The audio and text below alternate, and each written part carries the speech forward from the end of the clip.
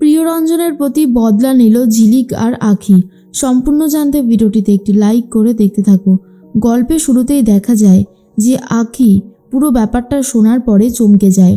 ঝিলিক সবাইকে বলে, আমাকে কিন্তু তোমরা যদি সাহায্য না করো তাহলে কিন্তু আমি কিচ্ছু করতে পারবো না।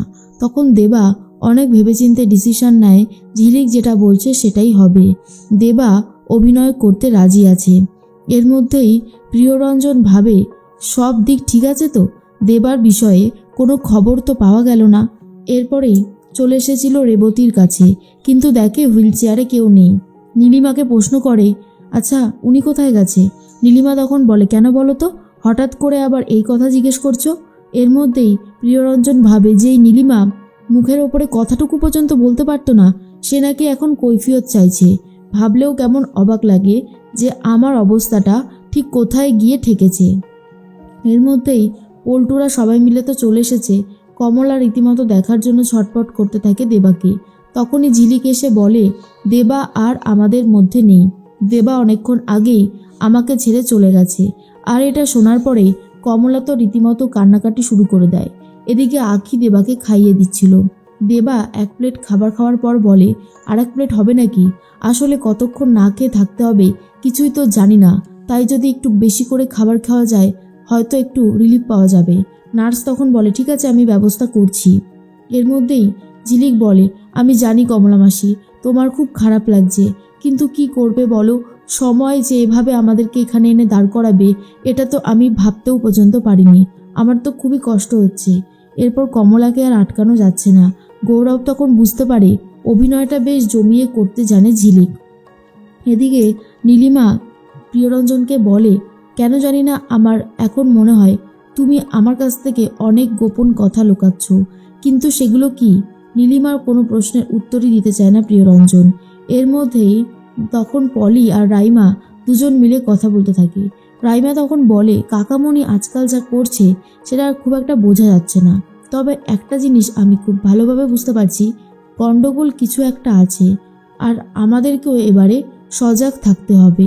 এই সম্পত্তিটা আমাদেরকেও ভাগ বাটোয়ারা করে নিতে হবে।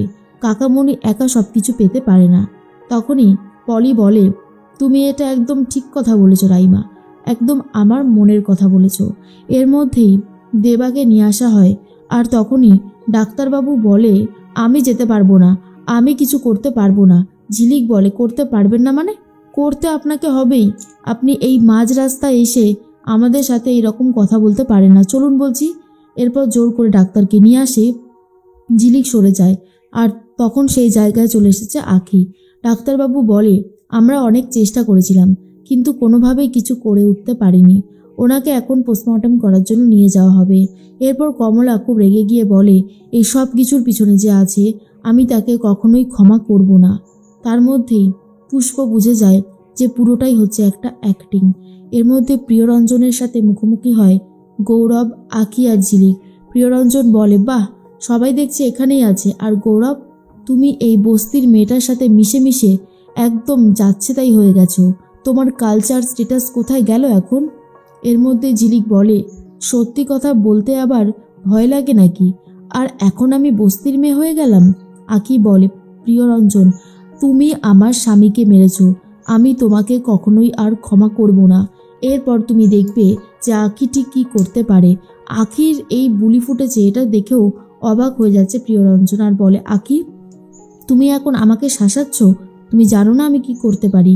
আঁখি তখন বলে, আদতেও তুমি কিছু করতে পারবে না, তোমার সেই ক্ষমতাই নেই প্রিয়রঞ্জন, আমি তোমাকে খুব ভালোভাবে চিনি। এর মধ্যেই প্রিয়রঞ্জন বুঝতে পারে ঝিলিকের সাথে থেকে থেকে আঁখির মনের মধ্যেও সাহস উদ্ভব হয়েছে। গৌরব তখন বলে, শোনো প্রিয়ারকে, অন্যায় করতে করতে তো একদম তলানিতে গিয়ে ঠেকেছ, এরপর ভগবানও তোমায় ক্ষমা করবে না। তোমার যে কী হাল হবে ভাবতে পারছো না। দেবার ডেড বডিটাকে বস্তিতে নিয়ে যাওয়া হয়। সবাই মিলে খুব কান্নাকাটি করতে থাকে। তখন আঁখি বলে, আমায় ক্ষমা করে দিও সবাই, আমি জানি তোমরা দেবাকে খুব ভালোবাসো, কিন্তু দেবাকে যারা এইভাবে মারার চেষ্টা করেছে তাদেরকে শাস্তি দিতে হলে এই ছোট্ট অভিনয়টা আমাদের চালিয়ে যেতেই হবে। এরপর আঁখি বলে, যে দেবার এই অবস্থা করেছে তাকে আমরা কখনোই ছাড়বো না। তোমরা সবাই বলো আমার পাশে আছো তো? এরপর বস্তিবাসীরা সবাই বলে, হ্যাঁ তোমার পাশে আছি।